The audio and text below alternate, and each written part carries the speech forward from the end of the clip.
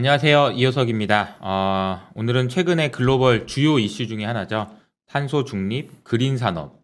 얘기 많이 들어보셨을 것 같은데, 사실은 기후 위기의 심각성에 대한 이야기는 과거에도 많이 있었습니다. 근데 최근에는 각국 정부나 그리고 중앙은행, 그리고 이제 각 기업들까지 너무 심각함을 느끼고 발빠르게 지금 대응을 하고 있는 것 같습니다. 우리나라도 이제 더 이상 등 떠밀려서 가는 게 아니고 주체적으로 가야 되지 않나 그런 생각을 좀 하고 있는데요. 사실 이 분야에서는 금융시장에서는 거의 독보적인 애널리스트라고 할 수 있죠. 유진투자증권의 한병화 이사님과 깊은 대화를 나눠보도록 하겠습니다. 한병화 이사님 안녕하세요. 네, 안녕하세요. 네, 이렇게 뵈니까 좀 색다르네요. 네. 그러게요. 옛날에 이제 한병화 이사님하고는 원전 관련 이슈 있고 할 때부터 시작해서 제가 막 정말 궁금한 거 있을 때마다 전화 자주 드리고 그렇게 세미나도 많이 하고 그랬던 것 같은데 오늘은 제가 이제 진행을 하고 한병화 이사님께 수업을 듣는 기분으로 제가 한번 좀 진행해 보도록 하겠습니다. 약간 세상이 좀 많이 변한 것 같아요, 그죠? 네네네. 우리가 펀드 매니저와 애널리스트로서 맨날 세미나하고 이러다가 요즘은 이렇게 일반 대중들 앞에서 개인들 투자자들 분들한테도 이제 또 다가서야 되고. 그렇죠. 근데 어떻게 보면 이런 것들이 우리가 가지고 있는 이런 지식 또 이런 것들을 서로 공유하면서 그렇죠. 좀 더 좋은 세상으로 나가는, 맞습니다. 그리고 좋은 수익률을 또 얻는데 좀 일조할 수 있게끔 네. 그랬으면 좋겠습니다. 이게 저는 요새 그런 표현을 쓰거든요. 위치 에너지다. 그러니까 우리끼리 얘기하는 거는 여기 있었던 건데 이걸 잘 모르던 분들한테도 내려가는 거다. 그 내려가는 것에서 에너지가 나오고 좋은 기운이 확산되는 거다. 저는 이렇게 생각하거든요. 좋은 말씀이시죠. 네, 그래서 개인 투자자분들도 그렇고 진지하게 이 분야에 대해서 관심 있는 분인데도 과거에는 정보를 얻을 수 있는 게 제한적이었다면 네. 오늘은 이 시간을 통해서 아주 속 시원하게 그런 얘기를 해보면 어떨까 그런 생각이 듭니다. 기사님께서 준비하신 자료들이 좀 있는데 이 자료들을 보면서 쭉 따라가면서 얘기를 하고 저는 약간은 오늘은 비판자적인 입장으로 좀 서겠습니다. 저도 이제 그린에 대해서는 물론 굉장히 그 필요성에 대해서는 이사님과 여러 차례 얘기를 하면서 공감되는 있지만 그럼에도 한 사람은 뭔가 비판적으로 이게 제가 이제 흔히 많이 듣는 질문들 이런 질문들을 좋습니다. 던지면서 투자자분들이 이해하시기 좋게 이렇게 진행을 해보도록 하겠습니다. 시작을 해볼까요? 네네. 이 자료는 많은 매니저분들은 이 자료를 많이 보셨을 건데요. 제가 이렇게 이 자료를 풀텍스트로 가지고 와서 공개적으로 이렇게 하는 건 처음인 것 같아요. 네. 워낙 이 분량이 많아서 요약을 해서 좀 말씀드리겠습니다. 알겠습니다. 전 세계가 지금 이제 아시는 것처럼 그린 혁명의 시대입니다. 그린 혁명의 시대이고 여러분 대표적으로 아시는 것들이죠. 테슬라의 시가총액은 왜 저렇게 높을까? 많이 지금 하락을 한 상태입니다만 아직까지도 600조, 700조 왔다 갔다 하고 있는 상태고 자동차의 판매량이 기준이 되는 시대가 아니라는 거죠. 그만큼 지금은 얼마나 그린한지가 기업의 가치를 측정하게 하는 가장 중요한 도구가 되어 있는 상태이고요. 그런 것들은 이런 이제 일반 차트들에서 저희가 알 수가 있습니다. 우측의 차트를 보시면 한국전력과 올스테드라는 글로벌 1위 이제 해상풍력 업체의 시가총액 차트인데요. 두 개가 완전히 크로스해서 나올 정도이고요. 좌측의 차트 보시면 이게 ESG ETF의 순유입액입니다. 작년에 급증을 했죠. 작년에 금액으로 따지면은 한 760억 달러, 769억 달러니까 770억 달러면은 얼마인가요? 한 80조 정도 되는 거죠. 80조 되는 정도 되는 이게 이제 바이든 당선이 유력해지는 시점부터 해서 큰 폭으로 늘었어요. 늘었고 올해도 지금 최근에 약간 좀 주춤합니다만 이미 500억 달러는 훨씬 넘었고요. 올해 아마 이런 추세면 한 1,000억 달러는 충분히 넘을 것으로 그렇게 보이고 있습니다. 그러니까 아니 돈이 왜 이렇게 움직이는 걸까? 이게 참 그죠? 워낙 또 관련주들이 요즘 상장도 굉장히 많이 하고요. 맞아요. 그러니까 그쪽으로 돈이 들어가는 거고. 그렇습니다. 저는 늘 얘기하지만 돈은 거짓말 안 한다. 그렇죠. 돈은 그냥 속이면서 가지 않아요. 네. 돈은 진짜 진심으로 움직이거든요. 그렇죠. 예.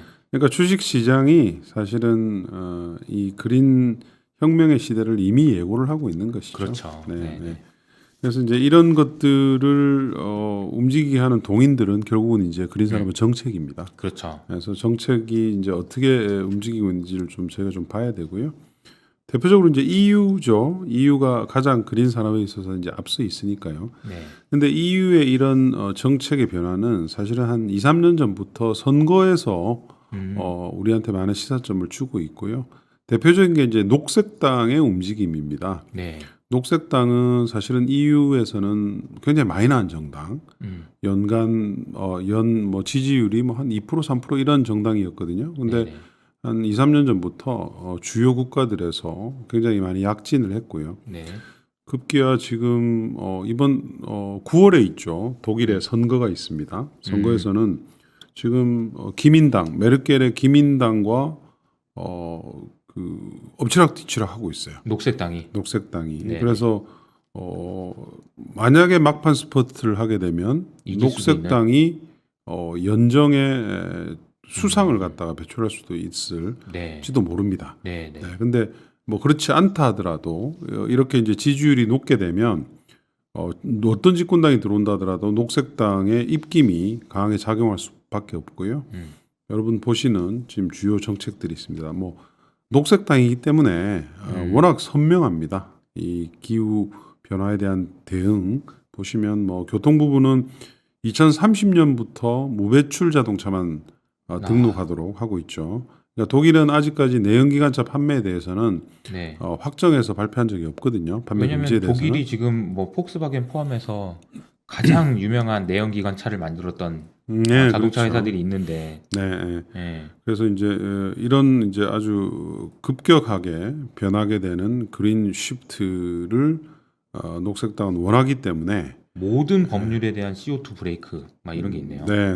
뭐 아주 강력합니다. 그래서 진짜 강력하네요. 네, 녹색당의 흐름을 좀 잘 봐주시는 게 좋고요. 여기서 제가 하나 질문 하나 드리면 제가 자주 듣는 질문이기도 하고 많은 분들이 궁금해하실 것 같은데 왜 유럽이 이렇게 선두가 됐을까?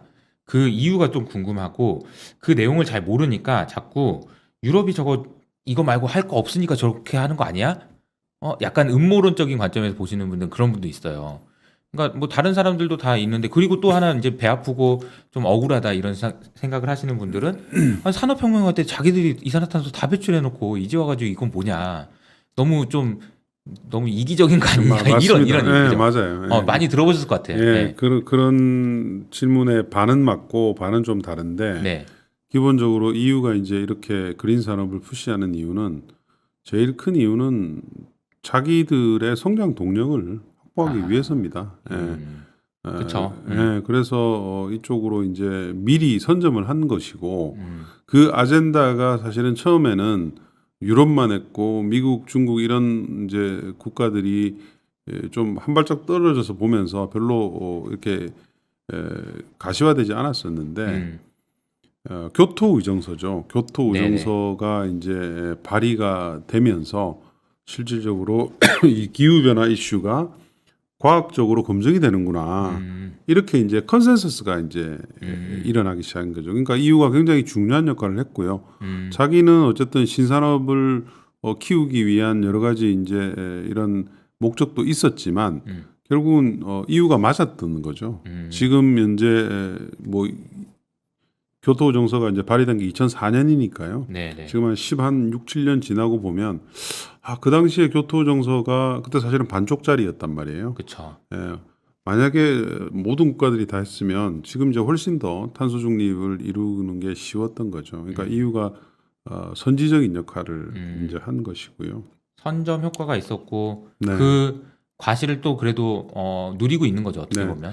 역사적으로 조금 더 들여다보면 사실은 EU가 이렇게 조금 더 이런 그 환경적인 친환경적인 이렇게 된 데에는 사실은 돌이켜 보면 원전 사고, 체르노빌 원전 사고가 많은 영향을 미쳤죠.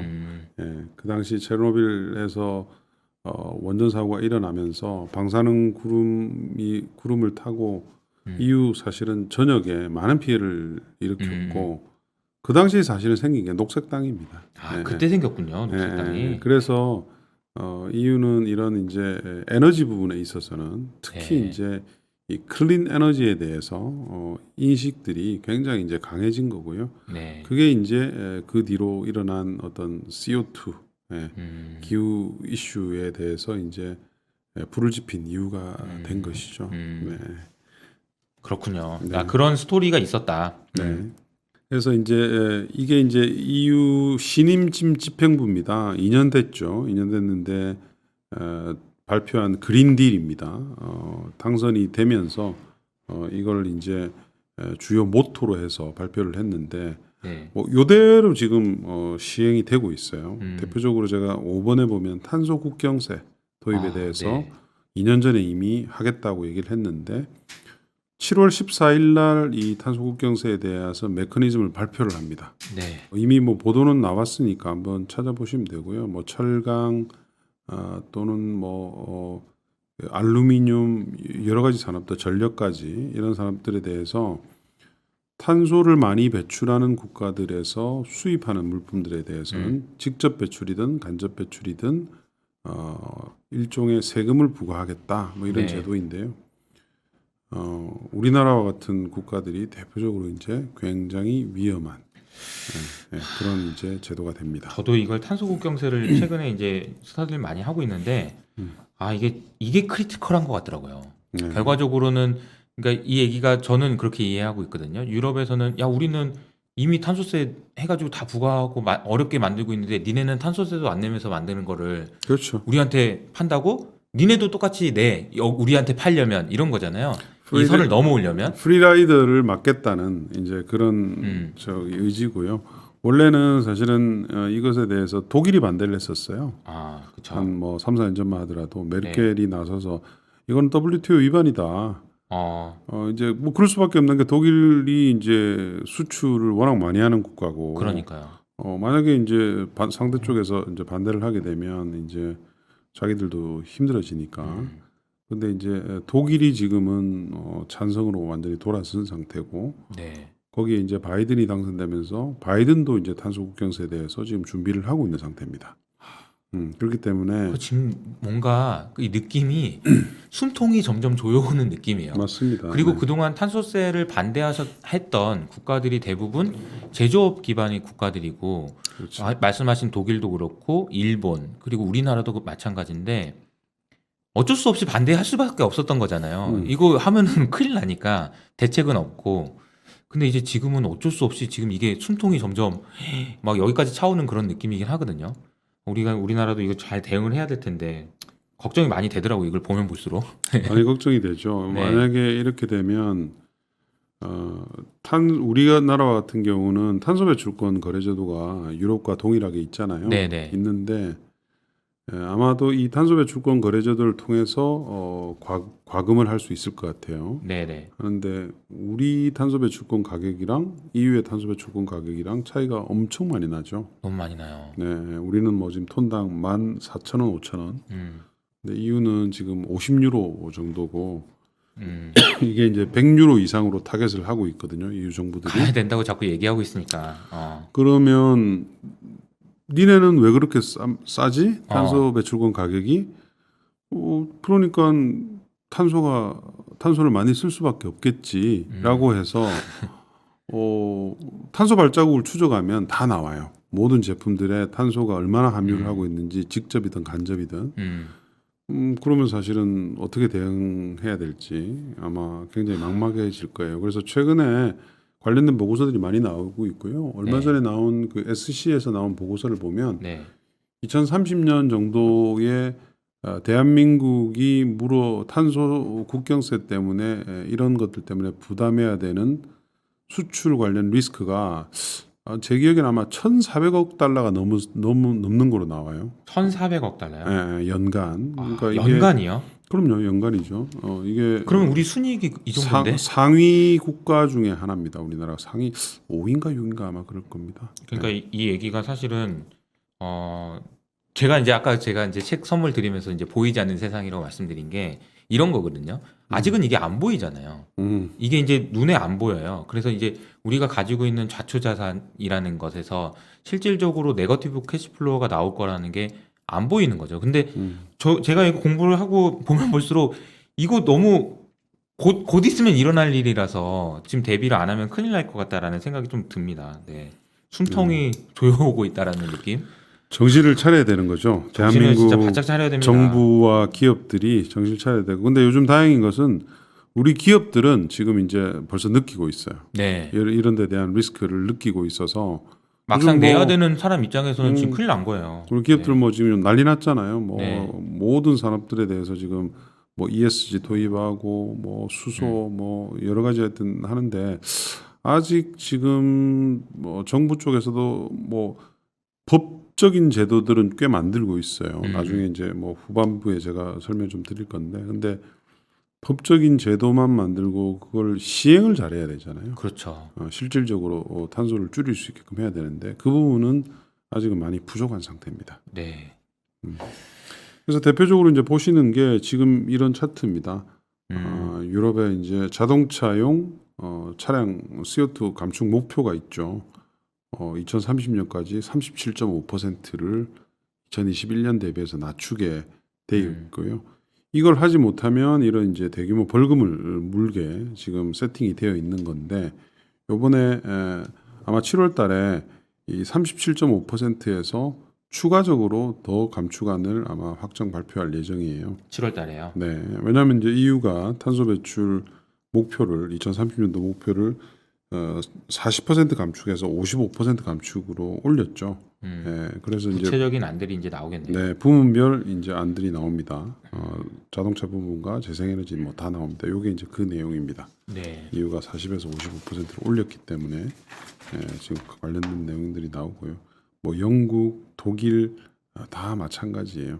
네, 네. 요 차트가 이제 중요한 것은 이런 환경적인 정책들은 항상 보면 과거에는 어떤 경제적인 위기가 오면 네. 후퇴를 많이 했죠. 그렇죠. 당장 지금 뭐 경제 위기를 극복을 해야 되니까. 맞아요. 아이 뭐 이거는 뭐 지금 당장 안 해도 표 안 나니까 뒤로 뺍시다. 그렇죠. 이런 케이스들이 많았었는데 이번에 코로나 위기가 왔잖아요. 이게 진짜 달라졌던 것 같아요. 네. 네. 이 위기는 사실은 이때까지 한 번도 우리가 경험하지 못했던 모든 것들이 서는 그런 위기였기 때문에 재정 투입이 뭐 역대급으로 뭐 압도적으로 많이 됐죠. 네.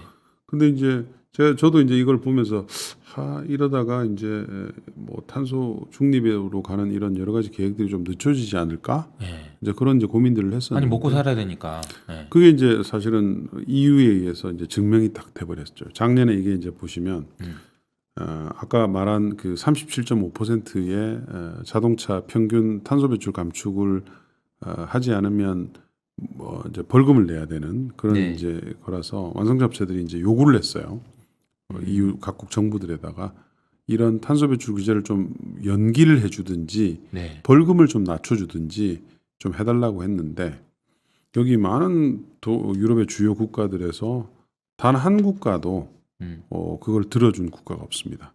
반대로 역으로 오히려 전기차 판매에 대해서 확산시키는 정책들을 도입을 했죠. 그러니까 이 위기를 정면 돌파해라. 네. 탄소 배출을 감축을 하는데 우리가 최대한 보조금을 줄 테니까 그렇게 하면서 지금 EU의 전기차 판매가 코로나로 잠깐 식었다가 폭증을 하기 시작한 거죠. 지금 그 상황이 계속 지금 이어지고 있는 상황입니다. 그래서 이게 얘기하는 것은 앞으로 어떤 경제 위기가 오더라도 그것들보다도 훨씬 더 탄소 중립, 기후 위기를 해결하고자 하는 정책적인 아젠다가 제일 상위에 있다. 네, 그래서 뭐 여기 보시는 것처럼 유럽의 많은 국가들의 코로나 이후에 정책들 자체가 전기차 확대 정책 위주로만 쭉 짜여 있었고요. 네. 그러다 보니까 유럽의 전기차 판매가 코로나로 잠시 하락한 이후에 급성장을 하게 된 것이죠. 지금 뭐 웬만한 유럽의 국가들이 전기차 판매 비중이 독일은 20%가 넘고요. 월별로는. 네. 그리고 프랑스, 영국 같은 케이스도 10% 중반대가 되기 때문에 이제는 유럽에서는 전기차 확산에 물꼬가 완전히 트였다. 이제 그렇게 보시는 게 맞습니다. 미국을 좀 보시면 사실은 미국은 트럼프가 되면서 이런 그린 산업의 성장이 어떻게 보면 좀 주춤했다. 특히 이제 전기차 쪽은 그쵸. 여기 보시는 것처럼 오바마가 만들어 놓은 왼쪽 그림 보시면 연비 규제안을 트럼프가 완전히 무력화시켜 버렸어요. 아예 없는 선으로 이 회색 선처럼 이렇게 만들어 버렸고, 만약에 이제 트럼프가 계속 당선이 됐다면 우측에 있는 차트처럼 회색 차트, 전기차 성장은 거의 없는 그런 이제 시장이 되었을 겁니다. 근데 결국은 이제 바이든이 당선이 되면서 역사가 좀 제대로 이제 굴러가기 시작을 한 것이고요. 여기서 질문은 만약에 바이든이 안 됐으면 어떻게 됐을까요? 바이든이 안 됐으면 전기차의 판매는 아마도 미국 시장은 별로 기대를 안 했어야 되죠. 왜냐하면 이제 바이든이 연비 규제를 완전히 무력화시키자마자 GM이라든지 이렇게 약삭 빠른 친구들은 트럼프의 뒤에 딱 붙어서 연비 규제를 완화하는 것에 대해서 굉장히 찬성하는 얘기를 했었고요. 캘리포니아는 또 반대로 이제 소송을 걸면서 많이 힘들게 했는데 물론 그렇다고 해서 미국의 전기차 시장이 죽지는 않았을 거예요. 왜냐하면 뭐 미국에만 따로 플랫폼을 내연기관차 플랫폼을 계속 갖고 가게 하겠다 이런 건 뭐 쉽지가 않았겠죠. 근데 이제 아무래도 이제 저렇게 되면 완성차 업체들이 신규 모델들 출시를 미국을 빼고 유럽 뭐 미국은 어차피 안 팔리니까 그렇게 이제 했을 거기 때문에 좀 힘들었을 거예요. 근데 참 어떻게 보면 기후 하시는 분들 입장에서는 바이든이 된 게 진짜 천만다행인 거고, 그러니까 기후를 진짜 진심으로 걱정하시는 분들 그렇죠. 입장에서는. 그래서 뭐 지금 이런 정책들을 이미 이제 그 대선에서 공약으로 발표를 했고요. 원위치로 다 돌아온 거죠, 거의 대부분. 이게 이제 그대로 지금 하나둘씩 시행이 되고 있는 과정이에요. 2035년 전력 부분 탄소 배출 제로, 그리고 교통 부분은 캘리포니아식 연비 규제 시스템. 아까 이제 보여드린 오바마식 그 연비 규제 시스템하고 똑같은 거고요. 그래서 이제 미국은 아마도 바이든이 지금 눈치를 좀 보고 있는 것 같은데 적당한 시점 되면 전기차 의무 판매 제도가 도입될 가능성이 아주 높습니다. 의무 판매 기준. 그래서 이 차트는 이제 뭐 아주 유명한 차트인데요. 미국의 그 정책 변수, 정책과 이 그린 산업의 연관성을 나타낸 차트입니다. 대표적인 게 이제 풍력을 보시면 풍력 설치에 대해서 프로덕션 텍스 크레딧, 생산세액 공제라는 것을 이제 미국 정부가 지원책으로 줍니다. 주는데 이게 이제 1년 단위로 원래 이제 의회에서 연장을 하는 거거든요. 혹시 이게 모르시는 분들을 위해서 PTC에 대해서 조금만 더 설명을. PTC는 이제 생산세액 공제의 약자예요. 약자인데 풍력 단지를 건설을 하잖아요. 그러면 이제 전력을 생산을 하죠. 그 전력 생산당 얼마를 보조금, 그러니까 세금을 공제해 주는 거예요. 세금을 공제해 주는. 풍력으로 만들었으니 그만큼은 세금을 깎아줄게. 근데 이제 재생에너지 단지는 건설이 된다는 것은 적정한 수준의 이익이 나오는 것이기 때문에 건설이 되는 겁니다. 파이낸싱이 돼야 되는 거니까. 그렇기 때문에 세액 공제란 말은 말 그대로 그냥 캐시 리베이트 해주는 거하고 똑같습니다. 어차피 이거 없더라도 돈이 벌릴 텐데 세금까지 깎아주니 어차피 이익이 나오는 건데 세금을 이제 그만큼 적게 내게 해준다는 거죠. 그래서 미국은 이 텍스 크레딧이 거래가 돼요. 기업들 간에. 내가 요만큼의 텍스 크레딧이 있으니까 세금을 많이 내는 회사들은 우리 걸 사라. 그래서 이제 파이낸싱이 막 일어나는 거죠. 그러다 보니까 이제 풍력에서는 이 생산세액 공제, 그리고 태양광은 투자세액 공제입니다.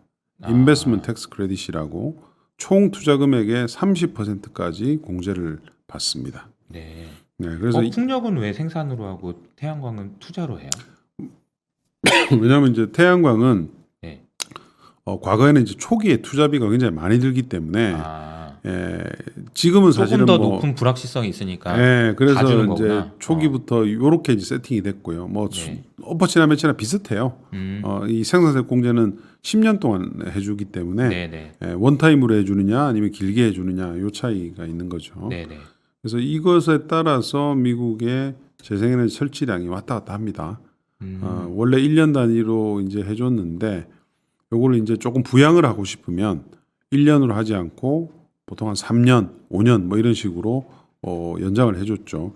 이렇게 이제 해주는 게 무슨 의미가 있냐면 1년 단위로 연장을 해주는 이 PTC 하에서는 풍력의 사이클이 미국에서 우리가 이제 1년 좋았다, 1년 나빴다 요렇게 돼요. 왜냐하면 PTC를 받고 난 뒤에 이 파이낸싱하는 기간이 최소한 6개월 이상 있기 때문에 1년 내에서 PTC의 합의가 언제 일어나느냐에 따라서 미국의 풍력 업황이 바뀌어요.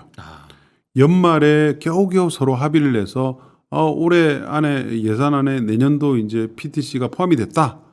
이러면 이제 그 다음 연도 한 6개월은 비는 거예요. 파이낸싱하는 기간이 필요하기 때문에. 그런데 이제 이걸 좀 더 육성하기 위해서 상반기 내에 PTC가 연장이 돼요. 그러면 충분한 기간이 있기 때문에 내년도 업황이 좋은 거예요.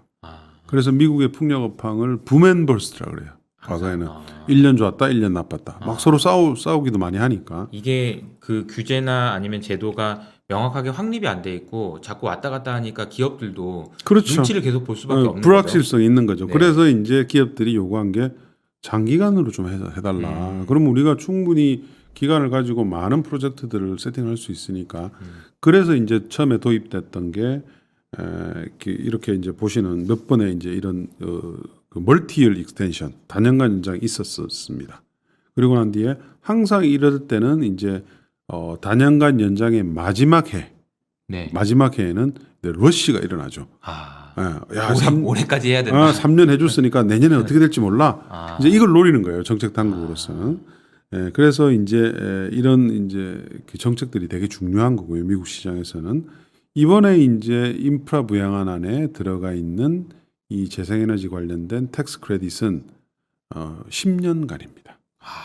네. 그래서 쐐기를 박네요, 완전히. 그래서 이제 바이든의 정책이 그만큼 이제 아주 강력한 것이고요. 그럼 반대로 그러면 10년 동안 하니까 천천히 하지 뭐 이렇게 할 수도 있는 거 아니에요? 근데 이제 그런 것들을 그 여러 번 이때까지 해봤기 때문에 기업들이 이제 그런 것들에 대해서 이제 이제 많이 알고 있어요. 많이 알고 있어서 지금은 풍력도 그렇고 태양광도 그렇고 언더 컨스트럭션에 들어가 있는 양이 엄청나게 많이 있습니다. 이미 지금 이런 것들을 예상을 하고 그 삽을 거의 뜨기 직전인 그것만 하더라도 풍력을 예를 들면 거의 한 40기가 가까이가 지금 언더 컨스트럭션에 들어가 있어요. 그거는 노이똥 하면 바로 할 수 있는 그렇죠. 걸로. 그래서 이제 이 프로젝트들이 이제 아주 스무스하게 이렇게 되는 거죠. 근데 밸류 체인이 미국 같은 케이스만 하더라도 공급망이 있잖아요. 공급망에 한도가 있기 때문에 디벨로퍼들이 다 알죠. 개발업체들이. 이걸 갖다가 야 10년이지만 그럼 내가 10년 뒤에 데드라인 되기 전에 다 하냐? 못하죠. 그렇죠. 밸류 체인이 수용할 수 있는 한계가 있기 때문에. 요즘에는 자재 구하기도 어렵고 그래가지고. 네네. 그래서 이제 그런 것들은 이제 별로 없습니다. 없고 요 슬라이드가 이제 매우 중요합니다. 이게 이제 위쪽에 이 미국의 지도를 보시면 미국은 투표가 사실 정해져 있잖아요. 그렇죠. 민주당, 공화당이 정해져 있고 스윙 스테이트를 누가 장악하느냐에 따라서 민주공화가 왔다 갔다 하는 주들이 이제 정해져 있는 것이죠. 근데 공교롭게도 그 스윙 스테이트들에서 전통 산업들이 굉장히 발전해 있어요. 위쪽에 요번에 이제 바이든이 이긴 미시간부터 시작해서 그다음에 겨우 이긴 이제 조지아 뭐 이런 이 주들에서 대표적으로 예를 들면 이제 이런 거죠. 미국은 내연기관차 고용 인력이 200만 명이고 클린카 고용 인력은 뭐 다 합쳐야 20몇만 명밖에 되지 않는 겁니다. 10분의 1이네요. 네, 그렇죠. 근데 이게 이제 대부분 다 스윙 스테이트에 있다고요. 여러분 요번에 이제 아신 그 SK 이노베이션하고 LG의 배터리 이슈가 조지아 해결된 게 결국 미국의 압박 때문이잖아요. 그렇죠. 조지아잖아요, 그죠? 조지아가 대표적으로 스윙 스테이트죠. 그렇죠. 예. 그러니까 낙후된 산업들을 끼고 있는 주들이 스윙 스테이트가 많은데 저는 사실 이번에 이제 바이든 당선이 힘들게 됐는데 이거를 이제 아주 아젠다로 들고 나오면서 좀 긴가민가 했어요. 과연 될 수 있을까? 왜냐하면 스윙 스테이트에 워낙 전통 산업들이 많기 때문에 네네. 여기를 공략을 하기 위해서는 그래서 이제 트럼프가 저번에 당선된 거잖아요. 그렇죠. 예. 힘들 거라고 봤는데 바이든은 아주 전공법을 택했어요. 이 스윙 스테이트에 가서 자동차 노조, 뭐 화석연료 노조, 석탄 노조 다 만났어요.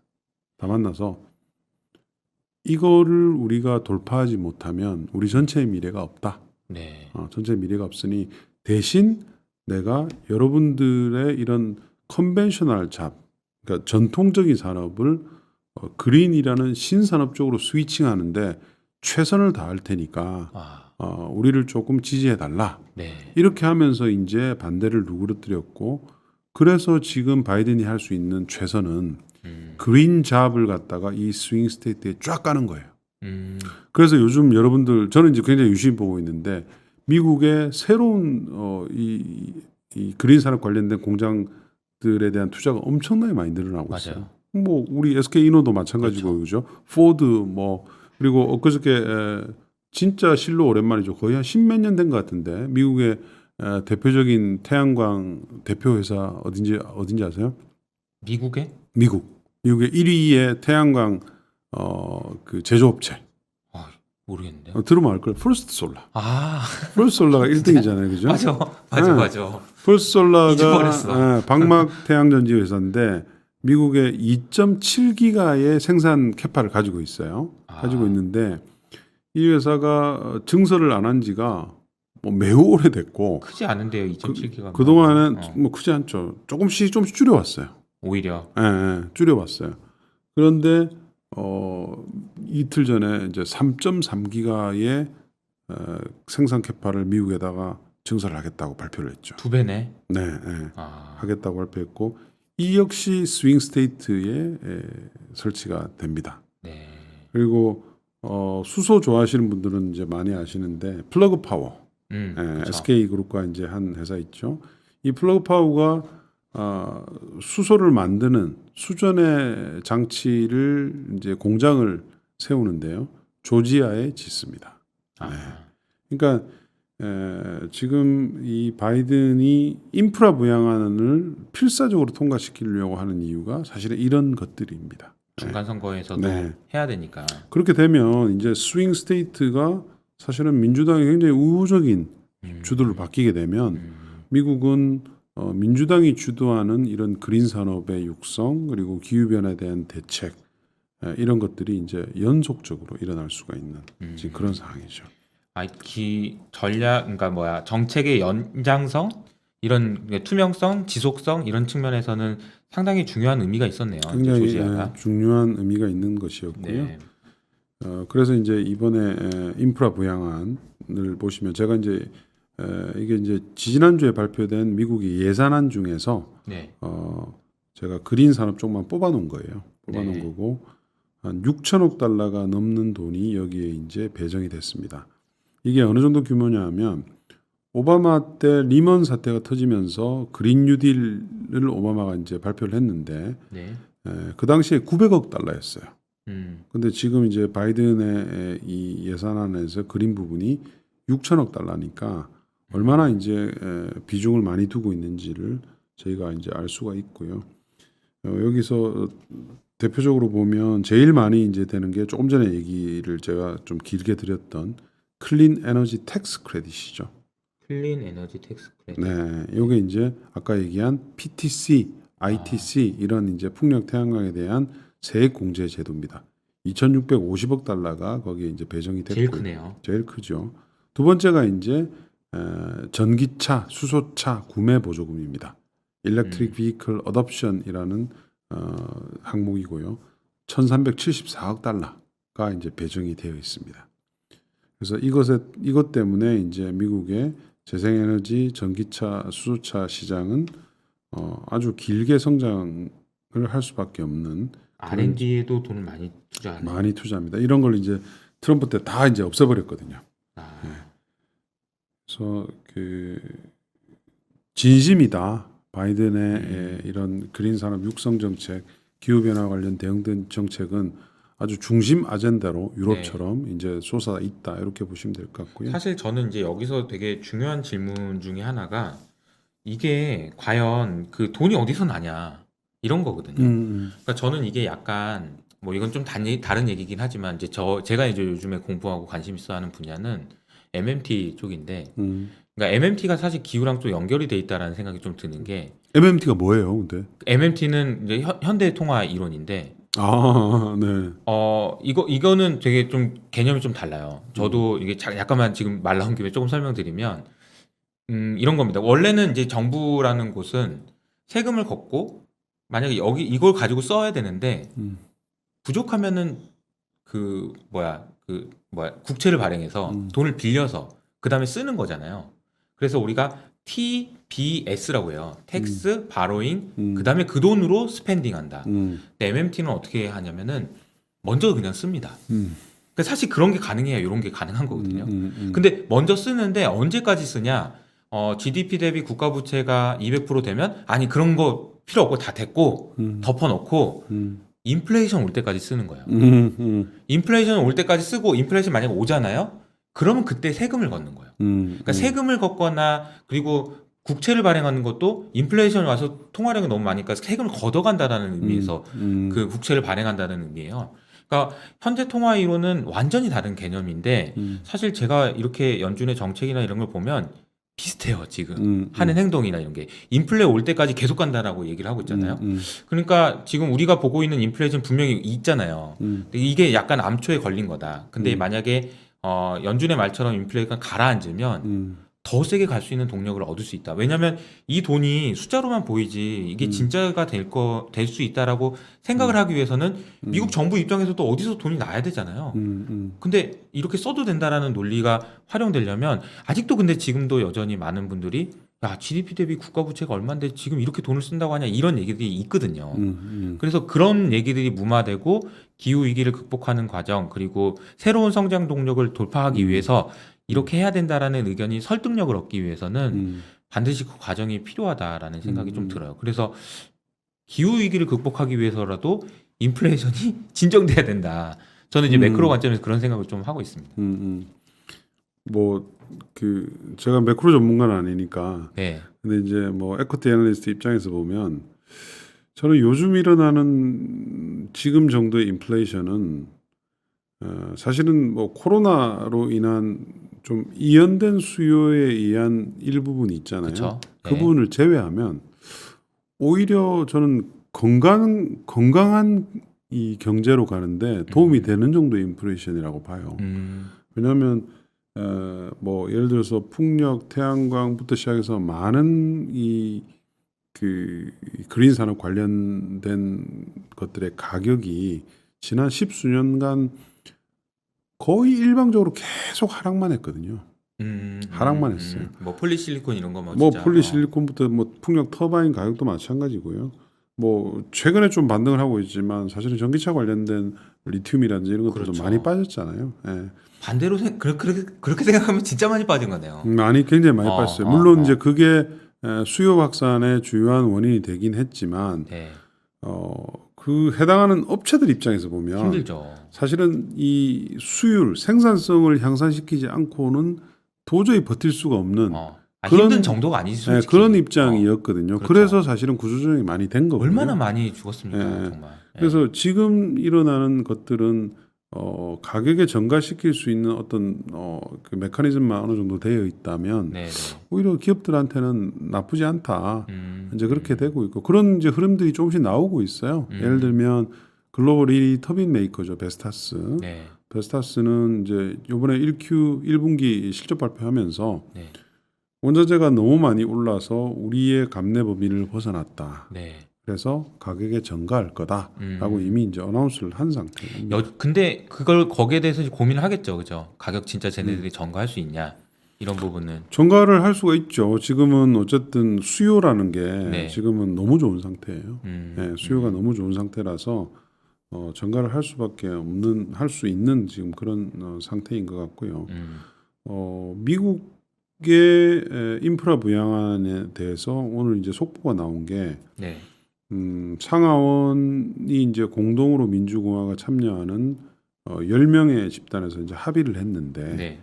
물론 그 합의가 바이든이 받아들여야지 합의가 되는 거예요. 네. 근데 이제 그 안에 보면 되게 재밌는 게 있어요. 미국의 지금 인프라 부양안은 제일 중요한 게 뭐냐면 사실은 뭐 규모가 얼마인지 이런 것들보다는 재원을 어떤 방법으로 조달하는가. 그렇죠. 이게 가장 이제 핵심 그렇죠. 이슈입니다. 이슈인데 공화당은 아예 이제 기업 법인세 인상으로 하는 것은 반대다. 네. 이걸 일관적으로 얘기하고 있고 민주당 일부도 지금 그런 상태이기 때문에 이번에 이제 대안으로 제시된 게 뭐냐면 개솔린세. 개솔린에 대해서 1993년도까지만 인상이 있었고요. 가격이 세금에 대해서 세금 인상이 그 뒤로는 없었었어요. 네. 아예. 근데 그걸 갖다가 이제 좀 건드리겠다고 합의를 했어요. 네, 네. 공화 민주 상원 의원들이 그걸 유심히 봐야 되죠. 그러니까 유럽은 이미 탄소세 개념에 여러 가지 이제 세금들이 굉장히 많이 도입돼 있는 국가고 미국은 이제 그게 거의 없었단 말이죠. 화석연료 중심의 세금 체계가 계속 유지가 되고 있는데 이걸 이제 반대쪽으로 가기 위해서 이쪽에다가 세금을 잔뜩 부담시켜서 이거를 이제 그린 인프라 확충에 쓰겠다. 네네. 이런 걸 이제 공화 민주가 서로 이제 합의를 한 안이 된다면 이 역사적으로 의미가 있는 법안이 될 수도 있겠네요. 상당한 이제 파급 효과가 있을 겁니다. 그러면 여러분들 예를 들면 전기차 네. 가만히 놔둬도 전기차를 사게 될 거예요. 소비자들이. 그렇죠. 가솔린에 세금이 확 올라가게 된다면 개선을 넣을 때마다 그냥 후회가 그러니까요. 되겠죠. 전기차 살 걸. 그렇죠. 그래서 하여튼 재밌는 상황들이 지금 많이 벌어지고 있고요. 그러니까 돈이 문제인데 어쨌든 돈을 재원 마련하는 것도 친환경을 가속화시키는 쪽으로 하겠다. 그렇죠. 이런 얘기니까. 네. 그리고 이제 국가별로는 마지막에 이제 중국 슬라이드인데요. 대단히 이제 의미 있는 이슈가 작년에 이미 있었습니다. 그러니까 시진핑이 유엔 총회에서 트럼프 그 당시에 있을 때죠. 우리도 탄소 중립을 하겠다 하고 이제 선언적으로 발표를 했고요. 이 뒤로 지금 뭐 중국 난리가 났어요. 네. 왜냐하면 중국은 단 한 번도 최고 지도자의 입으로 탄소 중립에 대해서 말을 해본 적이 없고 말을 하는 순간 자기 국가들의 탄소 배출을 많이 하는 산업들이 피해를 보기 때문에 이거에 대해서 이제 꺼려왔는데 이걸 공식화했고 지금은 시진핑의 이런 스케줄에 따라서 산업들이 움직이고 있는 상태입니다. 이 차트가 보여주는 것은 원래 중국의 풍력에 관련된 수요는 이렇게 BNEF의 포캐스트처럼 이렇게 가는 거죠. 이렇게 가는 거고 근데 시진핑의 탄소 중립을 달성하기 위해서는 빨간색 선으로 이렇게 지금 가야 된다는 거예요. 네. 가야 된다는 거고 이게 이제 벌써 작년부터 실행이 됐습니다. 네. 작년에 중국의 풍력 연간 설치량이 74기가가 됐어요. 74기가. 원래 연간 한 2, 30기가 좀 많이 돼야 40기가 뭐 이 정도 설치가 됐었는데 작년 12월에 네. 설치가 폭주를 하면서 74기가가 되었죠. 어마어마하네요. 네, 그래서 지금은 이제 글로벌 거의 모든 국가들이 이 탄소 중립을 지키기 위한 그린 산업 쪽에 올인하는 모드로 가고 있다. 이제 이렇게 보시면 될 것 같습니다. 산업별로 좀 말씀을 드릴게요. 네. 재생에너지입니다. 재생에너지는 사실은 제가 뭐 이런 얘기 아마 많은 방송에서 많이 했는데요. 전력 부분은 재생에너지가 이미 접수를 했습니다. 네. 신설 발전 설비 중에서 작년 2019년도에 보시면 거의 요게 2020년도입니다. 2020년도에 73%가 풍력, 태양광 등 재생에너지였습니다. 네. 다른 발전원들은 사실은 천연가스를 제외하고는 거의 별로 없는 그런 이제 상태고요. 이 데이터는 글로벌 에너지 시장. 글로벌 시장입니다. 글로벌 시장이고 투자액도 마찬가지예요. IEA가 매년 발표하는 투자액을 보면 재생에너지는 뭐 거의 3천억 달러 수준입니다. 근데 화석연료 그리고 원전은 한 300억 달러 정도 그래서 400억 달러 정도 왔다 갔다 합니다. 그러니까 10배가 넘죠. 재생에너지 쪽이. 시장은 이미 이쪽으로 쏠려져 있는 상태이고요. 이유는 가격 경쟁력입니다. 여기 빨간색 선을 보시면 태양광의 그 소위 말하는 이제 발전 단가라고 할 수 있는데요. LCOE라는 이 가격입니다. 그러니까 발전 단지를 건설하는 데부터 시작을 해서 맨 마지막에 메인터넌스 하는 데 들어가는 모든 총 비용들을 이제 녹인 그런 단가이고요. 2010년도에 이렇게 말도 안 되는 단가가 있다가 지금은 이제 모든 발전원보다 다 낮아요. 야. 네. 이 상태가 뭐 이게 이제 미국이거든요. 그런데 유럽도 똑같고요. 뭐 반면에 요즘 어떻게 이제 이런 게 가능할 수 있었던 거죠? 아까 말씀하셨던 기술의 발전. 발전에 따른 가격 하락, 디플레이션. 그러니까 풍력 터바인의 크기가 계속 커지고, 그리고 태양광 모듈은 모듈당 생산하는 전력이 계속 이제 늘어나는 거죠. 그렇죠. 기술의 발전으로. 반면에 화석연료 정말 제가 이거 숫자를 보면요, 대략 한 250 정도 되는 게 한 3, 40까지 낮아진 거니까 그렇죠. 거의 10분의 1 토막이 난 거예요. 그렇죠. 똑같은 걸 만드는데 드는 가격이 10분의 1로 만들 수 있는 기술의 발전이라는 건 정말 어마어마한 것 같아요. 그렇죠. 반면에 이제 화석연료, 원전 이런 것들은 이제 안전에 대한 비용, 탄소 배출에 대한 비용 이런 것들 때문에 계속 이제 상향될 수밖에 없고요. 그렇죠. 이런 상태는 뭐 전 세계 어디에나 있습니다. 그리고 재생에너지라는 것이 이제 확장성이 뛰어나잖아요. 그렇죠. 이거 지금 보여드리는 슬라이드는 부유식 해상풍력이에요. 지금 우리는 주로 이제 해상풍력이 거의 대부분이 다 고정식 해상풍력이거든요. 바다에다가 이제 하부 구조물을 설치를 하고 그 위에다가 이제 풍력 터바인을 올리죠.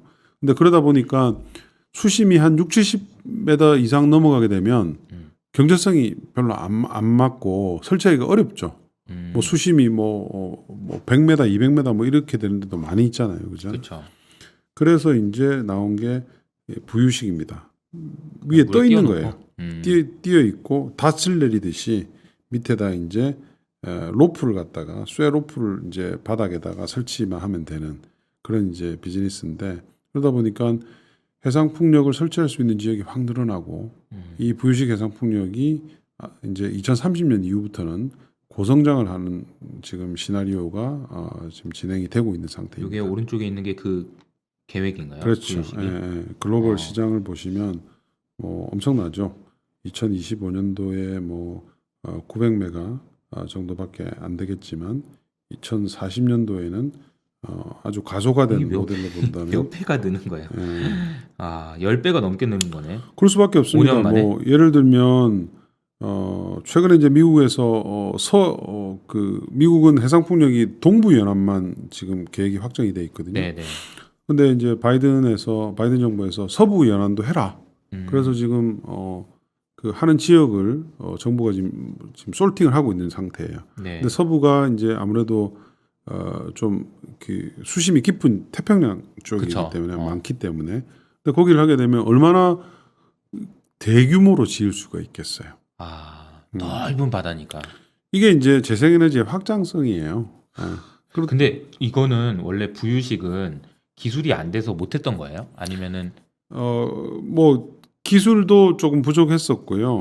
초기다 보니까 대량 생산 체제가 지금 이제 확정이 안 돼 있죠. 근데 프로젝트들이 이제 하나 둘씩 이제 세팅이 되다 보니까 우리나라도 뭐 지금 한 6기가 정도의 부유식 해상 풍력에 대해서 지금 세팅이 되어 가고 있는 상태이죠. 야, 이거를 만들기 위해서 또 필요한 것들이 뭐가? 부유체, 예를 들면 떠 있는 부유체. 부유체 시장이 앞으로 많이 커지겠죠. 이건 누가 만들어요? 그거는 원래 유럽의 업체들, 유럽의 그 사이팸이라든지 이런 기존의 이제 건설하고 이런 회사들 그 플랜트 관련 업체들이 이제 하고 있는데 아직 이 시장은 네. 누구 하나 강자가 있는 시장은 아니에요. 우리나라는 없나 이런 거? 우리나라 있죠. 우리나라 지금 SK 건설이 지금 지금 이름 바뀌었습니다. SK 에코 플랜트죠. SK가 열심히 노력 많이 하고 있습니다. 에코 플랜트하고 포스코가 지금 서로 합작을 해서 하나는 소재를 개발하고 SK 에코는 디자인을 하고 있는 상태고요. 네. 그리고 SK에서 이제 그 단지에 투자를 합니다. 울산 부유시 해상풍력에다가 투자를 하고 그 부유체는 아마도 이제 삼강 M&T가 하게 될 가능성이 높습니다. 그래서 이게 이제 풍력뿐만 아니고 태양광도 마찬가지예요. 요즘은 똑같겠죠. 또 태양광도 이런 부유식 태양광이 굉장히 많아지고 있어요. 뭐 댐에다가 위에다가 띄울 수도 있고 심지어 바다에다가도 할 수가 있고 이런 것들이 이제 확장성이죠. 이거 옛날에 생각해 보니까 우리가 기름 캔다고 해양 구조물 만들고 그런 거 하지 말고 네. 이거 하면 되겠네요. 그렇죠. 네, 바다에다가. 네. 그렇습니다. 그래서 이제 이제는 뭐 재생에너지가 완전히 대세다 뭐 이렇게 보시면 될 것 같고요. 대표적으로 이제 이게 미국 슬라이드인데요. 네. 미국 그 북동부 연안에 해상 풍력이 한 거의 30기가가 이미 확정이 돼 있어요. 네. 확정이 돼 있고 바이든은 또 이걸 받아서 당선되자마자 바로 미국의 2030년까지의 해상 풍력 타겟을 발표를 했죠. 30기가 한다. 네. 자, 이제 전기차 쪽 한번 얘기를 좀 드려볼까요? 전기차 뭐 이제는 아마 뭐 많은 분들이 전기차가 대세라는 것에 대해서 별로 이견이 없어요. 이견이 이제 없겠죠. 얼마나 그럼 커지냐 이런 이제 질문들을 많이 하시는데 우리나라가 이제 목매어 사는 메모리 반도체 산업, 산업과 이제 전기차 배터리 산업을 비교를 하는 이게 이제 슬라이드입니다. 제목이 도발적이네요. 네. 아니, 도발적이 아니고 이게 이제 팩트예요. 팩트. 제가 시뮬레이션을 해보면 늦어도 2027년도에는 전기차 배터리 시장이 메모리 반도체 시장을 더 넘어갈 거다. 이제 이렇게 이제 이건 뭐 거의 확정된 상황이죠. 아니 근데 메모리도 만만치 않은데. 메모리는 이제 대신 변동성이 좀 크잖아요. 그렇죠. 가격이 어떨 때는 이제 상당히 좋다가 올해 같은 때는 이제 굉장히 좀 많이 증가하죠. 작년에 안 좋았다가 근데 이제 전기차 쪽은 그냥 계속 늘잖아요. 전기차는 배터리 시장 자체가 이렇게 되기 때문에 그래서 이제 우리나라와 같은 국가한테는 상당히 중요한 의미를 가지죠. 그렇죠. 메모리 반도체라는 어떤 큰 하나만 가지고 가다가 전기차 배터리라는 이런 이제 차세대 성장 동력도 대한민국이 주도를 하고 있기 때문에 의미가 있는 얘기입니다. 여기 질문 하나만 드리면 가격은 어떻게 될 거라고 보시고 계산한 거예요? 가격은 그동안은 연간 한 10몇 %씩 계속 이제 줄었는데요. 앞으로도 계속 이제 줄긴 하겠지만 그러니까 낮아지긴 하겠지만 아마도 한 100불 근처 킬로와트 아워당 팩 기준으로 100불 근처에서 거기서부터는 않겠냐? 이제 조금씩 낮아지는 거죠. 조금씩 낮아지는 거로 추정을 해서 했고요. 배터리 팩은 용량이 계속 커집니다. 왜냐하면 주행 거리가 이제 계속 이제 길어져야 되기 때문에 지금은 한 40에서 한 50kWh의 배터리가 평균적으로 팔리는 건데 이게 이제 뭐 한 10년 안에 거의 한 100kWh 정도로 수렴을 할 것으로 그렇게 보고 있는 거죠. 여기 이제 보시면 2020년도에 전기차 배터리의 글로벌 연간 판매량이 141GWh인데 2030년도에는 2630GWh로 제가 이제 추정을 하고 있습니다. 2600. 얼마나 크게 느는지 알 수가 있죠. 그래서 이제 많은 이제 전기차 관련주 투자하시는 분들이 이런 이제 배터리 데이 이런 거에 되게 이제 많이 경기를 하세요. 뭐 테슬라가 얘기를 했을 때도 그렇고 폭스바겐이 했을 때 뭐 우리 주요 언론들 난리가 났죠. 뭐 배터리 회사들 완성차 업체들이 내재화한다더라. 이제 우리 배터리 회사들 큰일 난 거 아니냐. 막 이러면서 주가도 빠지고 막 이랬는데 이제 그럴 때마다 제가 이제 이거를 그냥 단순하게 보여드립니다. 이 시장이 웬만큼 성장하는 시장이 아니라는 거예요. 네. 그죠? 완성차 업체들 입장에서는 내연기관 차만 팔다가 100%다 클린카로 팔아야지 되는 시대가 온 거란 그렇죠. 말이죠. 그래서 어떤 업체들이 들어올 수밖에 없어요. 들어올 수밖에 없고 쉽게 얘기하면 너무나 큰 시장이 열리기 때문에 투자들 입장에서는 뭐 신규 업체들 좀 들어오고 완성차 업체들이 뭐 누가 뭐 좀 내가 외부에서 사오다 내가 조금 하겠다 이런 걸 가지고 너무 그렇게 민감하게 생각할 필요가 없다는 거예요. 너무 많은 기회가 열려 있는 시장이다. 이거를 이제 좀 알아주셨으면 주가는 좋겠어요. 민감할 수밖에 없는 게 저는 그렇게 생각합니다. 오래 기다려야 되니까. 그리고 이제 길게 보고 투자하는 거니까 듀레이션이 길거든요. 그럼 듀레이션이 긴 주식들은 원래 변동성이 커요. 그러니까 원래 듀레이션 긴 채권이 변동성이 큰 거랑 똑같이 변동성이 큰 거를 감내하면서 투자를 하는 거죠. 여기는 그러니까 컨빅션이 있어야 투자할 수 있는 거고, 그러니까 컨빅션이 없는 분들은 중간중간에 그냥 계속 들어왔다 나갔다 하시는 거고, 그러면 큰 돈을 못 버시는 거고. 맞아요. 그렇지 예. 않나. 예. 그러니까 이 그린 산업은 투자는 결과적으로는 길이 정해져 있잖아요. 그러니까요. 정해져 있기 때문에 길게 보고 투자하시면 거의 백발백중입니다. 그러니까 저기까지 가는 건 정해져 있잖아요. 네. 그러니까 빨리 갔다 천천히 갔다 빨리 갔다 천천히 갔다는 있어도 그렇죠. 가는 거는 가는 게 만약에 정해져 있지 않고 혹시 이게 좌표가 흔들릴 수 있다라고 그러면 모르겠는데 오늘 말씀 들어보면은 그럴 가능성은 매우 제한적이 된 거잖아요. 이제 없어진 거죠. 그다음에 이제 수소 얘기 좀 드리겠습니다. 네. 수소 스토리는 사실은 이번에 처음 생긴 건 아니고요. 2000년대 초반, 1990년대 후반에도 지금보다 더한 수소 랠리가 있었어요. 그 당시 이제 플러그 파워가 상장한 시점 전후로 해서 네네. 폭등을 주가들이 했었습니다. 네네. 근데 그 뒤로 20년 동안 손가락을 빨았죠. 그때 한번 짧게 한 2, 3년 동안의 랠리가 있고 난 뒤에 20년이면 길긴 하다. 거의 많은 업체들이 죽을 똥 살똥 했었어요. 근데 이제 그게 작년부터 바뀌기 시작을 했습니다. 네. 왜냐하면 2000년 초반의 수소 스토리만 하더라도 수소를 어떤 수소를 쓸지에 대해서는 아무런 생각이 없었던 때예요. 그냥 수소는 깨끗하다 이 생각만 한 거죠. 근데 우리가 정작 지금 아직까지도 쓰고 있는 수소는 거의 99%가 그레이 수소. 천연가스에서 계질에서 나오는 수소이기 때문에 오히려 탄소 배출을 더 증가시키고 오염을 더 시키는. 그러면 이게 깨끗한 수소가 아니에요. 알고 보니 들어오는 수소였네. 그렇죠. 근데 이제 그게 작년부터 바뀌기 시작한 게 이게 그린 하이드로젠, 그린 수소에 대한 개념이 EU가 이제 확정을 지어서 그렇게 된 겁니다. 여기 우측에 보시면 EU의 이제 하이드로젠 스트래티지가 이제 자세하게 나와 있는데요. 그린 수소를 중심으로 해서 수소 생산을 늘리겠다 하고 이제 EU가 이걸 확정을 했습니다. 네. 그래서 거의 앞으로 20년 동안 500조 이상의 돈이 이 그린 수소 생산에 들어가게 됩니다.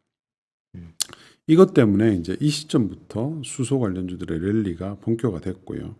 뭐 변동성은 크긴 하지만 이제는 이 수소 산업이 지속 가능한 그린 산업의 하나의 범주로 확정이 됐다. 이제 이렇게 보시면 될 것 같아요.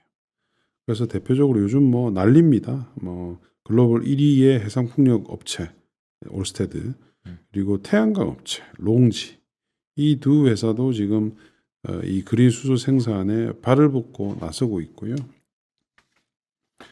이거는 이제 지지난주에 나온 IEA의 보고서입니다. 여러분들 꼭 한번 이 보고서를 구글에 치시면 무료로 받을 수가 있어요. 넷제로 2050에서 IEA가 발표한 보고서입니다. 2050년까지 탄소 중립을 가기 위해서 각 부문별로 어떻게 이제 그 산업이 변해야 하는가에 대해서 보고서가 나와 있고요. 거기서 이제 제가 수소 부분만 좀 따로 떼놓은 건데요. 대표적으로 예를 들면 하단 차트를 보시면 수소 생산을 위한 이게 이제 수전의 장치, 네. 수전의 장치의 캐파입니다. 2020년도에는 0.87이니까 네. 이게 참 우측 그거 이제 우측입니다. 이건 수소 생산은 이제 8,700만 톤에서 5억 3천만 톤이 된다는 이제 생산량이 생산량이 이제 IEA의 포캐스트고요. 이거를 이제 만들기 위해서 수전의 장치가 2020년도에 300메가 밖에 없었는데 2050년도에는 3,585기가가 있다. 이런 이제 IEA 생각인데 IEA는 워낙 보수적인 이 추정을 하는 집단이거든요. 그래서 단 한 번도 그린 산업에 대해서 어그레시브한 포캐스트를 한 적이 한 번도 없어요. 왜냐하면 이제 IEA 데이터를 기반으로 해서 각국들이 에너지 정책을 만듭니다. 네. 그래서 보수적일 수밖에 없는데 아주 예외적으로 이번에 아주 공격적인 이 그린 산업에 대한 전망을 했고 2020년 대비 2050년에 이게 몇 배가 되는 거지? 만 배가 되는 만 배입니다. 만 배. 네. 만 배. 네. 그리고 저도 이 IEA 그 보고서를 슬쩍 봤는데 여기 이제 뭐 유가 전망 이런 거 보면 이건 원유는 다 이제 이제 안 쓰겠네. 안 네. 쓰겠네. 이런 이제 뉘앙스로 적혀 있더라고요. 저도 보면은. 네. 그래서 지금 뭐 수소는 한마디로 말해서 완전히 투자 붐입니다. 지금 여기 보시면 눈치까지 뭐 기업들이 다 이런 상황인데. 현대 토요타 정도만 이제 기가 팩토리를 가지고 있었는데 기가 팩토리가 이게 이제 뭐 테슬라가 기가 팩토리를 통해서 전기차 시장을 열었잖아요.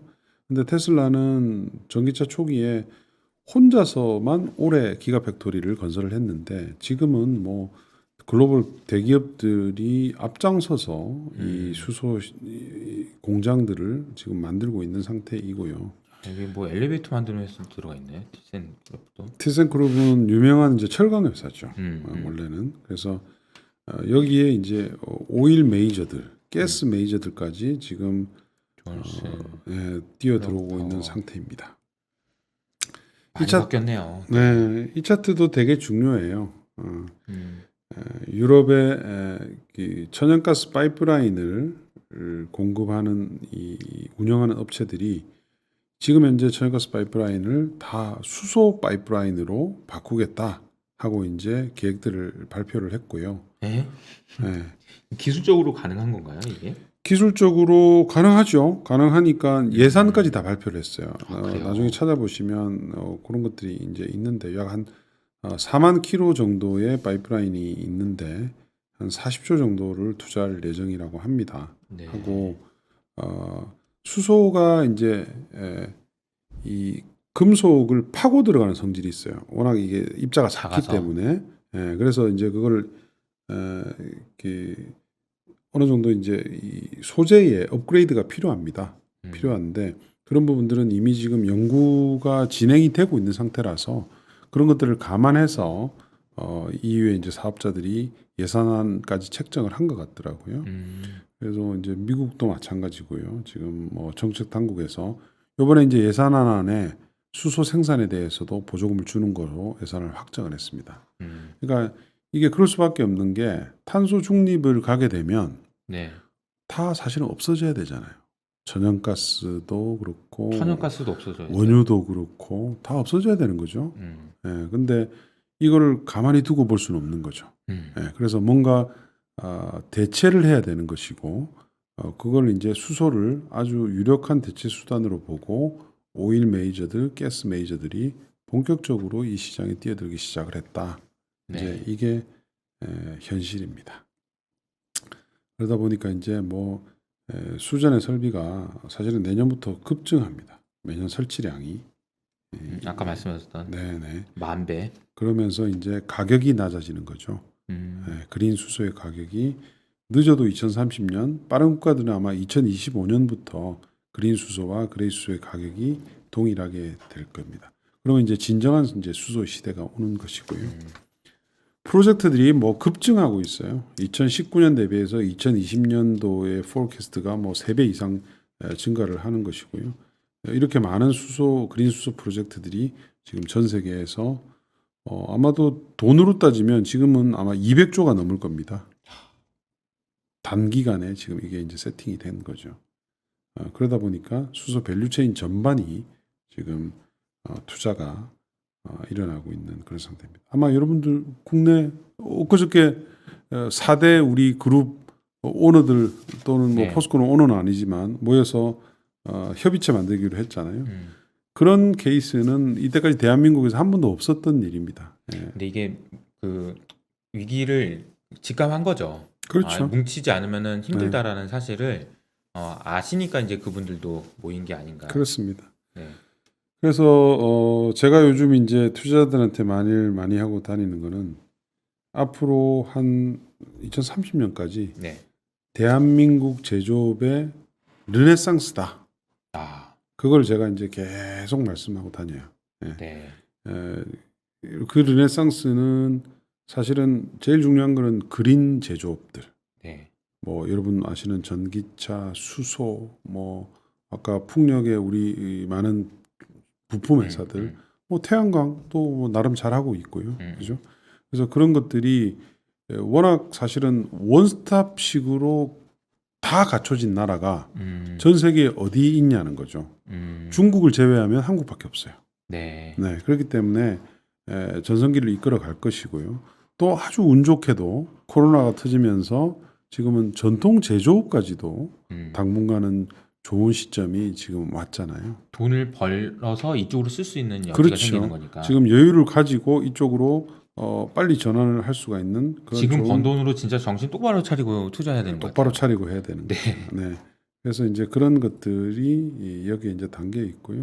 오늘 제가 이제 들으면서 생각한 질문이 하나 있는데 아까 우리가 탄소 국경세 얘기하면서 얘기했던 부분하고 연결해서 보면 우리나라의 기업이 제조업의 르네상스가 된다는 건 알겠는데, 그러니까 이렇게 전기차 이런 부분에 대해서는 신재생 관련된 부분에서는 이해가 되는데 전통적인 그런 제조업 그러니까 뭐 굴뚝 산업, 그러니까 화학, 철강 등등 해서 이런 기업들이 어떻게 여기서 극복해 나가야 되느냐, 이게 되게 중요한 숙제일 것 같아요. 왜냐하면 우리가 아까 탄소 발자국 얘기도 하셨지만 우리 전기가 지금 석탄으로 많이 여전히 생산이 되고 있고 이런 부분들이 딴지를 걸고 하려면 얼마든지 위협을 할 수 있을 것 같거든요. 유럽 국가에서 야 니네가 태양광 만들었지만 사실은 폴리실리콘 만드는데 전기 그거 석탄으로 만든 거던데, 이런 식으로 나와버리면 위협이 되지 않을까 그런 생각 좀 들긴 하거든요.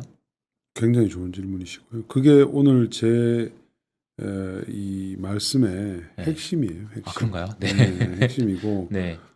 그러니까 그린 쉬프트, 그러니까 빨리 탄소를 빼는 쪽으로 지금 글로벌 전체의 경제가 패러다임 쉬프트가 일어나고 있는 그렇죠. 거예요.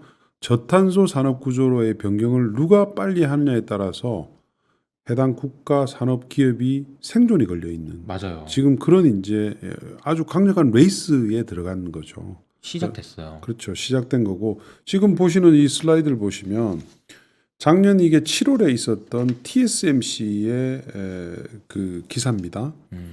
대만에 있는 TSMC가 지금 삼성하고 강력하게 경쟁을 하고 있는데 920메가의 해상풍력 단지에서 일어나는 전력을 구매하는 계약을 체결했어요. 가장 큰, 역사상 가장 큰 재생에너지 구매 계약이었거든요. 왜 TSMC가 이렇게 했냐는 일주일 뒤에 발표가 됩니다. 애플이 자기한테 납품하는 모든 업체한테 2030년까지 재생에너지로 만들어서 납품해라 하고 선언을 해버렸어요. TSMC가 뭐 대표적인 애플의 벤더 중에 하나니까요. 그러니까 이게 이제 지금 우리 업체들이 닥친 현실인 거죠. 그럼 삼성전자는 어떻게 할 거냐고요. 네. 삼성전자가 이 TSMC처럼 이런 트랙 레코드를 따라가지 않으면 우리나라 반도체 산업이 멈출 수도 있는, 지금 당장은 대안이 없기 때문에 삼성을 뭐 내치지는 못하겠죠. 그러나 경쟁자들이 이런 식으로 계속 먼저 그린화 해버리면 우리 업체들은 리스크에 노출될 수밖에 없고. 마치 그런 거예요. 이게 우리 보면은 10명이서 이렇게 있다가 의자는 9개밖에 없어. 그래서 먼저 앉는 사람이 임자 막 이런 거 있잖아. 마지막에 서 있으면 멀뚱멀뚱 서 있어야 되고. 그렇죠. 그래서 지금은 이제 그게 이제 예전부터 제가 계속 말씀드렸던 아리 100 개념이잖아요. 그렇죠. 네, 아리백이고 네. 이제 우리 기업들도 SK를 비롯해서 뭐 LG도 가입을 했고 뭐 아모레도 가입을 했고 하면서 많이 이제 증가하고 있는 상황이고요. 이거를 이제 어떻게 정부가 좀 나서서 해주느냐. 아까 이제 질문하신 네. 이런 겁니다. 그러니까 전통 산업들, 좌초 산업들이 될 수 있는 산업들이 어떻게 지금은 당장은 호황인데 네. 어떻게 빨리 변하느냐. 이게 이제 보여주는 게 이제 수소 관련된 스토리잖아요. 유럽의 많은 이 철강 회사들은 지금 수소를 이용을 해서 철강을 생산하는 쪽으로 다 바꾸고 있어요. 예. 그러니까 이게 포스코가 가야 될 길인 거죠. 쉽게 얘기하면 당진에 있는 현대제철도 가야 할 길입니다. 이게. 네. 그래서 이런 것들을 빨리 할 수 있게끔 정책적인 아주 강도 높은 지원이 이제 필요한 거죠. 예. 누가 빨리 하느냐에 따라서 살아남는 법이 이제 거기서 나오는 겁니다.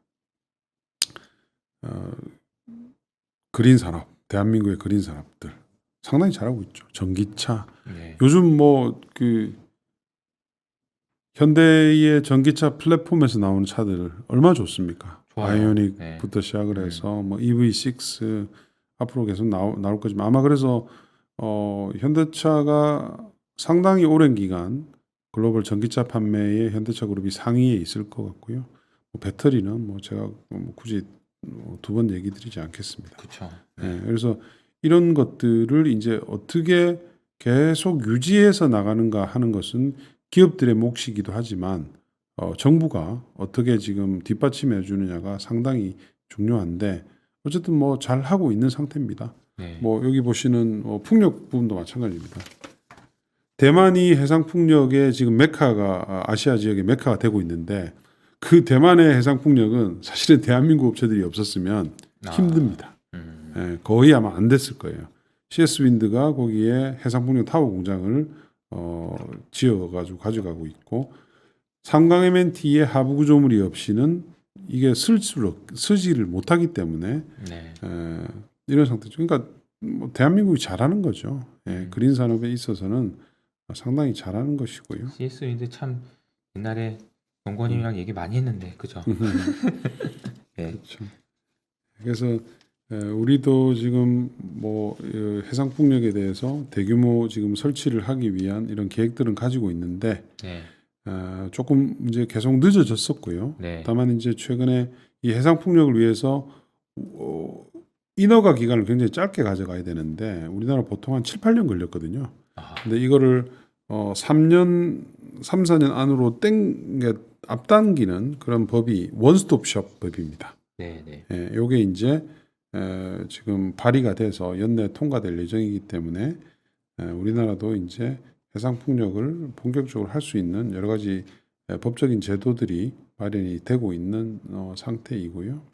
그리고 이제 아까 RE100, 그러니까 애플이 하는 이런 제도들을 하기 위해서는 민간 기업들이 재생에너지를 직접 구매할 수 있어야 되잖아요. 예, 근데 그게 법적으로 안 됐었어요. 국내는. 왜냐하면 한전이 독점하는 이제 전력 산업 구조이기 때문에 그걸 이제 가능하게끔 하는 법이 이제 통과가 됐습니다. 이거는 지금 이제 시행이 이제 곧 앞두고 있고요. PPA 법이에요, 그게. 네. 파워 퍼체싱 어그리먼트 그래서 이제 하나 둘씩 어쨌든 정책들을 가다듬어 나가고 있는 그런 상황인데 조금 늦어요, 속도가. 예, 정부도 그렇고 기업들은 이미 지금 굉장히 급해서 빨리 해야 되는데 정부는 이제 법은 이제 하나 둘씩 마련해 나가고는 있지만 속도가 많이 늦어서 우리 문재인 대통령이 지난번에 바이든 대통령 만나고 와서 속도가 좀 빨라지지 않을까. 뭐 개인적으로 그렇게 생각하고 있습니다. 어쨌든 근데 차기 정부에서는 누가 되든 속도를 이걸 높이지 않으면 그렇죠. 기업들이 아마 난리치게 될 거예요. 네, 오히려 지금 빨리 해달라고. 네, 오히려 빨리 해달라고 할 것 같고요. 발등에 불이 떨어진 거는 기업들이니까. 그래서 이제 대표적으로 제일 잘하는 게 대한민국의 이제 수소 관련 정책들입니다. 네. 수소차, 수소 발전은 정말 진심을 다해서 열심히 하고 있는 상태고요. 네. 오죽하면 이 수소차 밸류체인의 거의 100%에 근접한 국산화율이 달성이 된 상태니까요. 이거는 사실은 우리보다 훨씬 앞서 있던 일본도 달성하지 못했던 그런 이제 일입니다. 진짜 대단한 것 같아요. 이런 거 보면 우리나라가. 그러니까 우리가 사실은 이 그린 산업을 글로벌 주도할 수 있는 모든 역량을 다 갖추고 있어요. 맞아요. 예, 그러니까 제가 이제 저는 좀 주변 이걸 오랫동안 본 사람 입장으로서 안타까운 거죠. 이거를 조금 더 사회적인 여론을 이쪽에 집중을 해서 네. 정부와 기업과 주민들이 좀 단합을 하면 네. 완전히 대한민국이 글로벌 탑 국가로 성장하는 데서 정말 좋을 것 같거든요. 근데 좀 안타깝게도 그렇지 못한 움직임들이 지금 뭐 최근에 좀 많이 있습니다. 예, 정치적으로 좀 연계가 되다 보니까. 네, 네. 예, 근데 뭐 그런 부분들은 슬기롭게 해결되지 않을까. 예, 왜냐하면 이제 하지 않으면 어쩔 수 없는 그런 상황이 네. 있기 때문에 그렇습니다. 그러니까 저는 그리고 금융이 그 역할을 해야 된다고 생각하거든요. 네, 그러니까 제가 사실 한병화 연구원님을 모시고 이런 얘기를 하는 이유도 제가 이제 제 생각에는 이런 얘기를 더 많은 분들이 보셔서 이쪽과 관련된 투자를 더 늘리시는 것이 사실은 그 회사들한테 좀 더 좋은 조건으로 자금을 받아서 투자도 더 많이 하고 더 성장할 수 있는 기회를 주는 거잖아요. 근데 이 기업들이 사실은 우리나라의 대표 선수가 돼서 우리가 앞장서서 이렇게 나가야 되는 거잖아요. 글로벌 경쟁력이 필요한 거고. 그렇죠. 그렇게 되기 위해서는 투자자분들도 좀 더 기다려줄 줄 아는 투자, 그리고 주가가 변동성이 크죠, 당연히. 그렇지만 이게 기다려줄 줄 아는 투자를 하셔야 사실은 이런 그 산업의 변화를 금융이 이끌 수 있는 거 아닌가 그런 생각이 드는데, 그걸 알기 위해서는 사실 투자자분들한테 막연하게 그냥 막 이렇게 하기보다는 차분하게 이게 이렇게 되고 저렇게 되니까 기다려주시면 옵니다, 이런 얘기들을 해줄 수 있는 시간이 반드시 필요한 게 아닌가, 저는 그렇게 생각이 들더라고요. 네, 그렇죠. 그러니까 지금 뭐 이 방송을 보시는 분들이 관련된 이제 주식을 투자를 하신다면 네. 3년 뒤, 5년 후에 방송을 다시 한번 더 돌려보십시오. 계속 만약에 중장기 투자를 하시는 분이 계시다면, 네, 네. 그러면 아마 그랬구나 이렇게 이제 아실 수가 있으실 거고요. 이 말은 제가 예전에도 몇 번 했었는데, 뭐 여러분 뭐 CS 윈드라든지 상강 M&T라든지 뭐 여러 가지 제가 커버하는 종목들을 한번 중장기 차트를 한번 보시면 뭐 충분히 이해하실 수 있으실 것 같고요. 금융이 변해야 되고 그 금융을 또 지탱하는 많은 투자자들, 그렇죠. 예, 그리고 구성원들이 진심으로 변해야지 사실은 이 그린 쉬프트, 그렇죠. 예, 이게 이제 성공을 할 수가 있는 것이고요. 예. 근데 이제 아쉬운 것은 사실은 해외에는 정부가 이걸 주도를 하거든요. 맞아요. 정부가 주도를 해서 이걸 먼저 이제 솔선수범하면서 규제와 당근책을 적당하게 하면서 이제 하는데 우리는 뭐 그게 좀 약하죠. 약하고 지금 현재 정부가 이제 에너지 전환을 들고 나왔습니다만 예상보다는 좀 속도가 늦고 또 물론 이제 이해가 갑니다. 왜냐하면 뭐 여러분도 잘 아시겠지만 탈원전이라는 이슈들 때문에 원전에 대해서 이게 원전이 정치화돼서 맞아요. 보수는 원전을 해야 된다. 진보는 원전을 하면 안 된다. 이렇게 서로 싸움을 하면서 사실은 원전 논란은 있을 필요가 없습니다. 네. 전 세계 어느 국가에서 탄소 중립의 중심을 원전으로 생각하는 국가가 어디 있을까요? 그러니까요. 그냥 재생에너지가 중심이에요. 원전은 국가 상황에 따라서 조금 브릿지 에너지원으로서 계속 가든지 또는 우리가 충분히 잘할 수 있으면 독일처럼 원전 안 하고 그냥 재생에너지 50% 넘으니까요. 그렇게 가는 거죠. 근데 우리는 그게 쓸데없이 논란의 중심이 되면서 원전을 해야 되는데 왜 재생에너지를 하느냐 이런 쪽으로 잘못된 방향으로 지금 논란이 이어졌던 거예요. 그것도 너무 안타깝죠. 네. 그래서 허송세월 한 거죠. 네. 근데 그런 부분들은 이제는 사실은 좀 우리 국가 전체를 위해서 좀 넣어두시고 이 탄소 중립을 어떻게 해야 되는지 서로 진짜 많은 구성원들이 좀 합심을 해서 지혜를 모아야 돼요. 네. 그러니까 지금 우리 지역들에 가보면 뭐 최근에 이제 뭐 부산부터 시작해서 많은 이제 그 지역 주민들이 해상풍력도 마찬가지고요. 야, 왜 해상풍력하냐? 왜 뭐 풍력 터빈을 갖다가 내 머리 위에 해서 뭐 저주파도 나오고 많은 말씀들을 하세요. 근데 이제 제가 예를 하나 들게요. 부산에 최근에 이제 청사포라는 그 송정 근처에 네. 해상풍력을 이제 하겠다고 했는데 사실은 허가가 다 나서 이제 할 수 있는데 지역 주민들이 또 반대를 하고 지역 정치인들이 반대를 하면서 그게 거의 지금 거의 스톱되다시피 하고 있거든요. 근데 그 지역에 사는 주민들이 대부분 다 일하는 씨는 지역들이 어디냐 하면 울산 뭐 이런 쪽이에요. 예. 해운대 근처긴 하지만 대부분 직장들이 그쪽에 많이 있잖아요. 근데 그 울산이나 이런 지역들은 탄소 중립으로 가는데 가장 위기를 느낄 수밖에 없는 지역들이에요. 그렇죠. 탄소 다배출 그 산업들이 집중이 되어 있잖아요. 네. 만약에 탄소 중립으로 빨리 가지 못하면 실직의 위기에 있을 그쵸. 수 있는 분들이 제일 많이 거주하는 지역이 그쪽이란 말이죠. 그런데 그 논의는 그런 쪽은 생각은 하지 못하고 그냥 님비 현상 또 그걸 부추기는 일부 정치인들 언론들 뭐 이렇게 돼 있는 거죠. 예, 만약에 내 아들이 그렇다, 내 자식이 그렇다, 뭐 이렇다면 아마 그렇게 생각하지 않을까요? 아, 그래, 약간 뭐 그런 논란들은 있지만 내 직장을 지키기 위해서 이런 것들은 좀 빨리 변해야 되겠네. 네. 이런 생각을 한다면 내 앞에 있는 해상 풍력들, 풍력 터바인들이 이쁘게 보이지 않을까요? 저는 그런 입장이거든요. 네. 요즘 뭐 풍력 터바인 밑에서 차박을 하는 사람들도 많아요. 네. 노을이 넘어가면서 해상 풍력과 풍경이 이 합치가 되면 굉장히 저는 아름답다고 느끼거든요. 근데 그런 그런 이제 의견들을 조금 더 많이 받아들일 수 있는 사회가 되어야지 이게 이제 탄소 중립이 가능한 사회가 되는 거예요. 이거는 주식 투자하고도 똑같습니다. 맞습니다. 이게 그대로 연결이 되는 거죠. 그래서 참 오늘 뭐 진짜 알찬 시간, 꽉 찬 시간이었던 것 같습니다. 네, 저도 오랜만에 연구원님하고 얘기하니까 너무 기분이 좋네요. 저도 얘기 듣고 하니까 쭉 정리가 된 것 같고 또 이게 참 보시는 분들이 아까도 제가 말씀드렸지만 많이 느끼시는 부분이 있었으면 좋겠어요.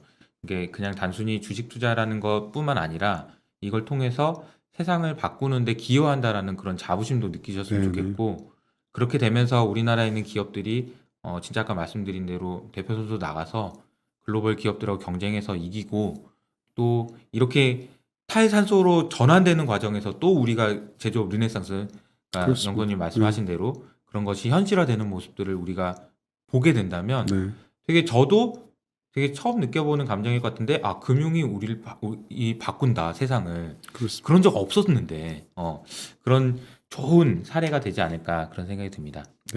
마지막으로 연구원님 소감 한 말씀만 해주실까요?